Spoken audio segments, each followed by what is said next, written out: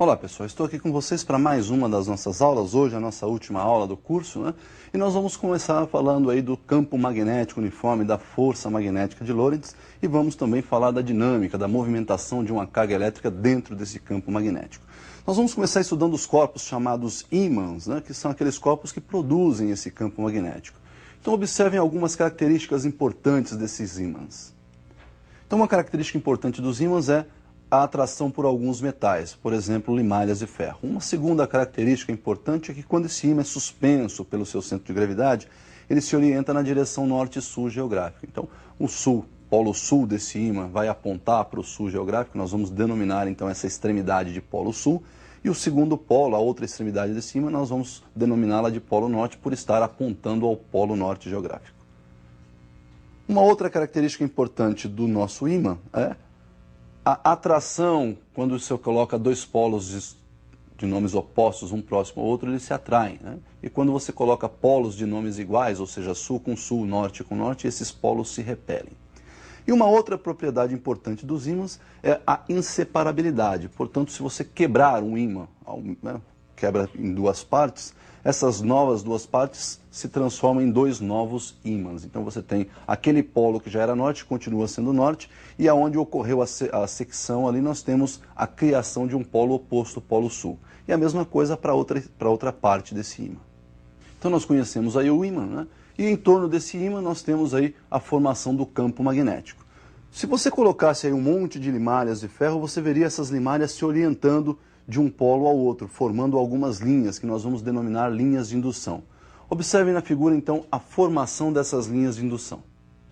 Então nós temos aí um ímã, né? E se você colocar aí um pouco de limalha de ferro em volta desse ímã, né?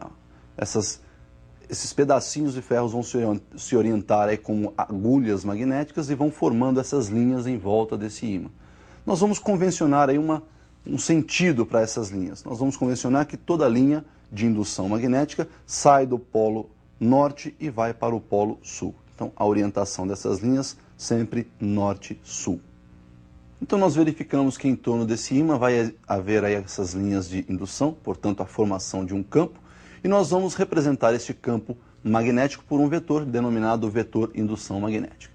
Esse vetor, então, tem uma direção sempre tangenciando essas linhas de indução e vai ter o sentido que concorda com o sentido das linhas. Observe então na figura a representação de alguns vetores em alguns pontos desse campo magnético. Nós temos aí algumas linhas, olha, estou representando alguns vetores. Percebam então que esses vetores estão tangenciando essas linhas de indução, né? E o sentido concordando sempre com o sentido aí das linhas, ou seja, indo de norte para sul.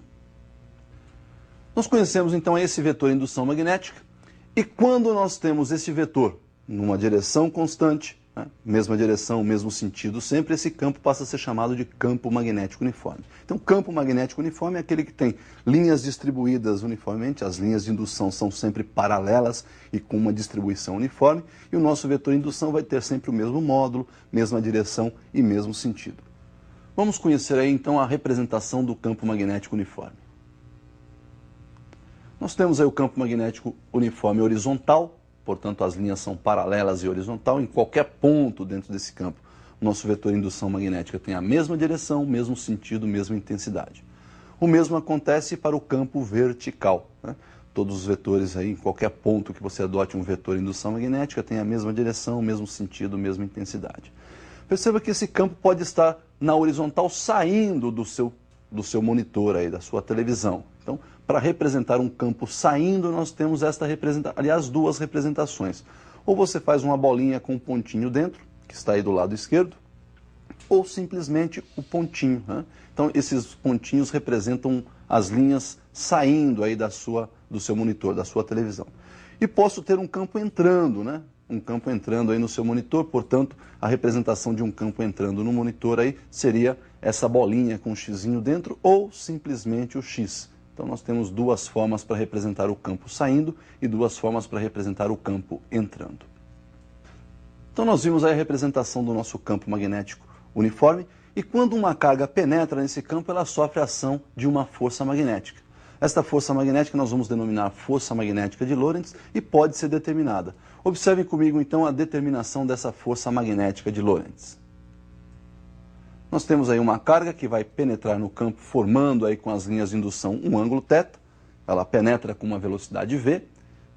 E nós podemos então determinar o módulo da força magnética atuando nessa carga pelo produto do módulo dessa carga, pelo módulo da velocidade com que ela penetra nessa região de campo e pelo módulo da indução magnética, do vetor campo elétrico, né? O módulo desse vetor também pode ser determinado. E ainda multiplicado pelo seno do ângulo de incidência dessa carga dentro do campo, ou seja, o ângulo que essa carguinha, que o vetor velocidade dessa carga forma com as linhas de indução.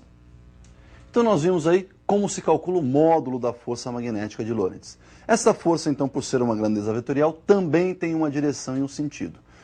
Observe comigo como nós vamos determinar a direção e o sentido da força magnética. Então nós temos aí uma carga penetrando numa região de campo.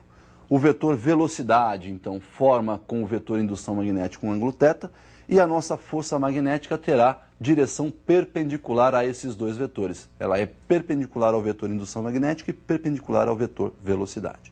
Para determinar o sentido, nós vamos utilizar aí a chamada regra da mão esquerda, né? O polegar vai indicar o sentido da força magnética, isto para a carga positiva. Quando a carga for negativa, nós vamos ver aí que ocorre uma inversão no sentido. O médio vai indicar a velocidade, a direção e o sentido da velocidade, e o indicador, o vetor indução magnética. Então nós temos aí os 3 dedos da mão esquerda indicando direção e sentido de cada um dos vetores. Então, como eu havia dito, se a carga for positiva, a força magnética obedece à orientação do polegar. Se a carga for negativa, você vai colocar a mão esquerda e vai inverter esse vetor força magnética. Então ele fica inverso ao indicado pela mão esquerda. Então nós vimos aí a regra da mão esquerda, né? Onde esse dedo polegar vai indicar a direção e o sentido da força, esse indicador, direção e sentido do nosso campo indução magnética, vetor indução magnética, e o médio vai indicar aí o sentido da velocidade, vetor velocidade. Pessoal, quando nós tiramos essa carguinha e agora colocamos ali um condutor retilíneo e que está sendo percorrido por uma corrente elétrica, atua sobre esse condutor também essa força magnética. Observe como seria então calculada essa força magnética no condutor retilíneo imerso num campo magnético uniforme. Nós temos aí um condutor retilíneo imerso no campo magnético uniforme, formando aí com as linhas de indução um ângulo θ. Esse condutor está sendo percorrido por uma corrente I, comprimento desse condutor L, e sobre ele então passa a atuar uma força magnética que nós representamos aí por Fm. Essa força magnética, então, pode ser determinada multiplicando aí o módulo do vetor indução magnética pela corrente e pelo comprimento desse nosso condutor. E ainda multiplicado pelo seno do ângulo formado entre o condutor retilíneo e as linhas de indução. Também pela regra da mão esquerda você define o sentido dessa força magnética.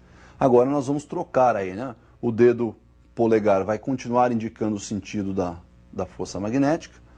O médio vai passar agora a indicar a corrente elétrica e o indicador continua indicando aí o sentido do vetor indução magnética. Então nós conhecemos aí força magnética também no condutor retilíneo. Quando a nossa carga penetra numa região de campo, ela pode sofrer a ação dessa força magnética, mas em alguns casos não. E quando ela sofre a ação de força magnética, ela pode se movimentar de uma forma ou de outra. A gente vai observar então quais as possibilidades de movimento de uma carga dentro de um campo magnético uniforme. Nós vamos estudar então agora a dinâmica de uma carga elétrica dentro do campo magnético uniforme. Vamos ao primeiro caso. Primeiro caso, então, nós temos aí a carga entrando nesse campo com uma velocidade paralela às linhas de indução. Ângulo 0 ou 180 graus. Seno de 0 ou seno de 180 vai dar 0. Consequentemente, como a força depende desse seno de θ, é um produto da carga pelo vetor indução magnética, pela velocidade e pelo seno de θ, essa força magnética então será nula, 0.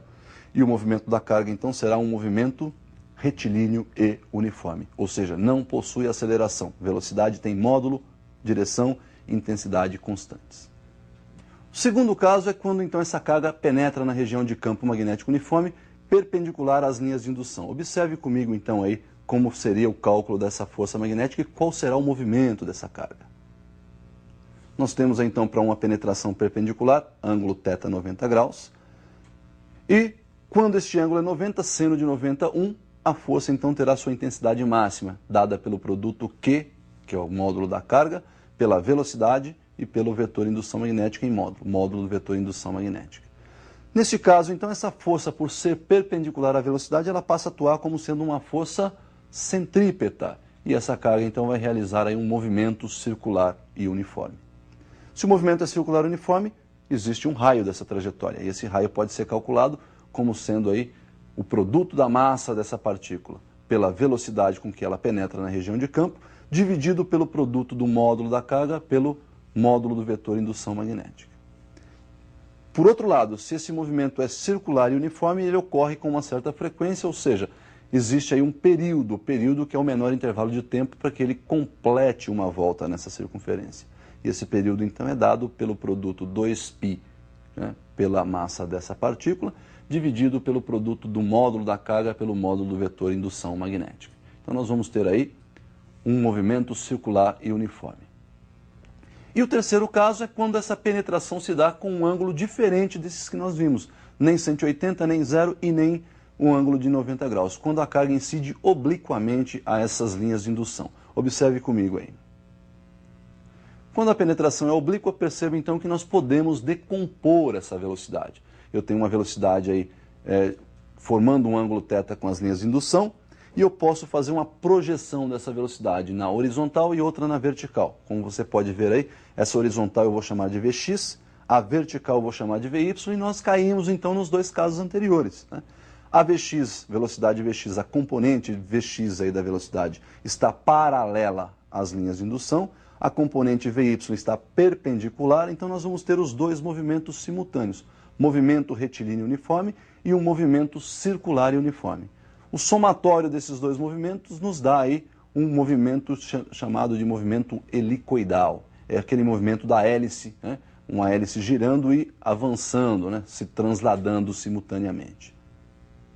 Bom, pessoal, e o que a gente tinha para ver então nessa nossa última aula era isso: campo magnético, força magnética de Lorentz, regra da mão esquerda, que você não pode confundir na hora de aplicar, né? Sempre a mão esquerda, não vai usar a mão direita. E espero que você tenha gostado do curso, espero que você tenha acompanhado aí com muita atenção, que você tenha se exercitado, né, feito os exercícios em casa.